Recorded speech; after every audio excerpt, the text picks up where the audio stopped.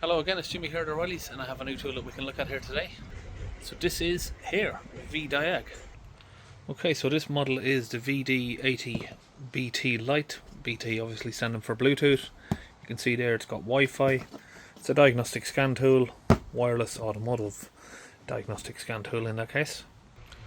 Here's the back of the box. We've got some more information just on what it is and what the specs are. 8-inch screen, there's your resolution there.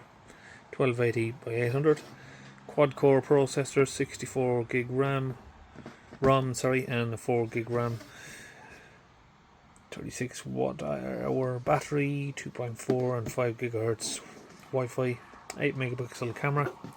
Then over here we've got a bit more information on the dimensions, weights, and all of that. Just on the top there, they've got a what do you call that? Scan QR code that you can follow them on social media basically. So here is it out of the box. We've got a plastic hard carry case. We're going to open that up. I haven't set this up yet, so I'm going to hope that we can just do like a trial usage on it. So inside here we've got our paperwork. We've got USB-C to C charger, some plugs for different continents. It's UK, Europe.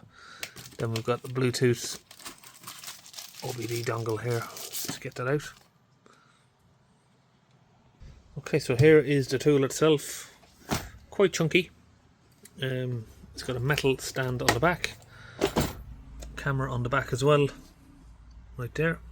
On the top we have power button, USB-C port there.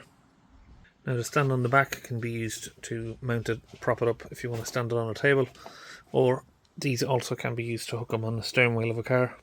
So we've got a car here, Land Rover Discovery, we've got it plugged in. Okay, so your USB port just goes down here in this case, get it connected to the car, and then we'll do a scan. Okay, we're going to try and do an auto scan. We haven't updated the tool yet, so it might say we need to do an update, but we'll see how that goes. Okay, so here we have the vehicle. It's just found the vehicle obviously and just give you the description of what it is we're looking at. In order to get a faster experience, it's recommended to use a USB cable DIP for DIP protocols. So again, what you can do for that is connect your USB-C cable to the actual Bluetooth connector and into the tool itself. That does make it not wireless, but it's a better experience if you do it like that with DIP, because it needs extra speed and it just needs the reliability of a cable. Press OK. Okay, now here you have the option for a pre-post scan, automatic scan, system selection. So system selection would be just picking a particular item like your engine or your ABS module and just wanting to scan one single item. For now I'm going to press automatic scan, and that should run through the entire vehicle.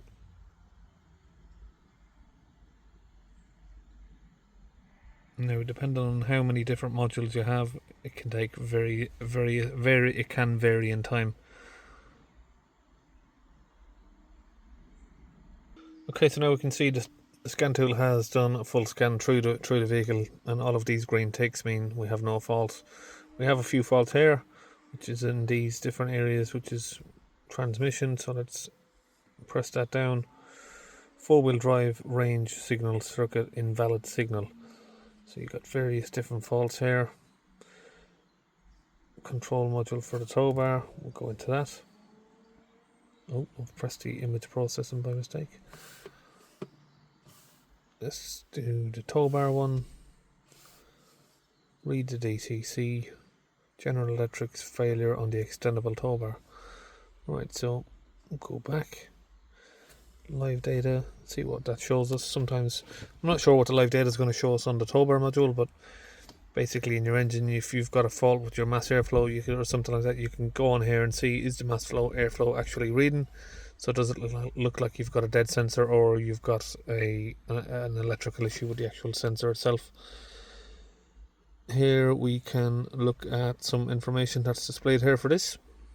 So that's all of the options we've got there, basically, to read that or clear it, or read the live data. If we go to something like, let's have a look at the body control module.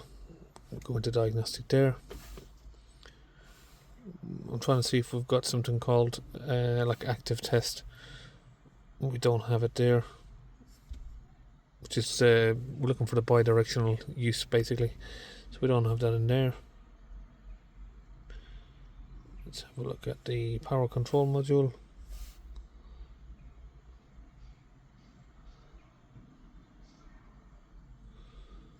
Again, live data.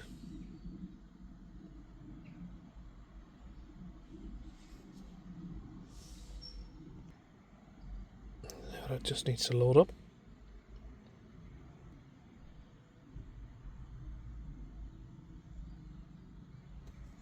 We'll press group 1. And here we've got different items that we can look at. Now if we go through this list, it will show us all sorts of different items here that we can read the live data of what's happening with that actual sensor. Back. Go back from there so you can read the ECU information.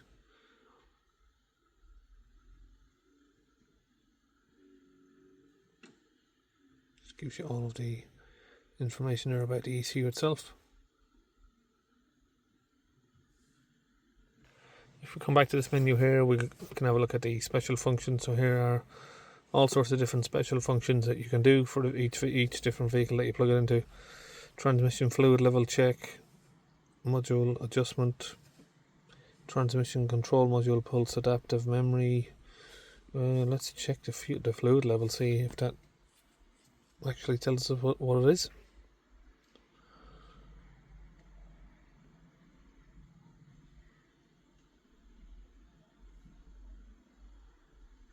Okay, so that does require the vehicle to be on a lift, which we can't do right here, so we'll have to cancel that for now.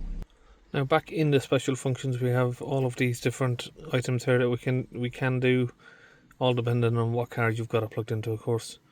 We're not going to check the high voltage battery in this, it doesn't have one, but these are some of the items that you can do. DPF regens, which I do use that sort of items there regularly.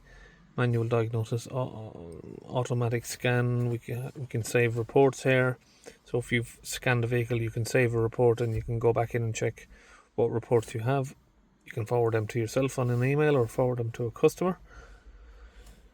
This is where you do your updates, which we're not going to do right now because we need to log in and set up an account with it for that. VCI management, you can set up your profile in here again once you've done that. Okay, the service center, remote control, which would be remote services basically. Settings are here. Change your language, your display units.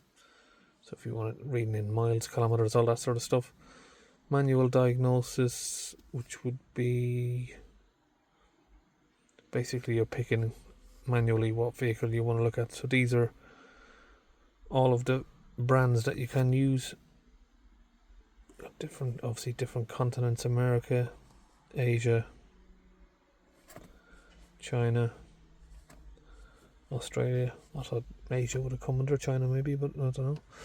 So you can do an automatic scan like I showed earlier. It's automatically found what vehicle I'm looking at here. So this is the service center menu here. It just gives you like your customer services basically, and that's about it. That is the tool. Now if you are interested in this tool, I will put the link where you can buy it from in the video description, which will be down below here. So that's just a quick look over this VDiag scan tool, and I'll see you on our next video.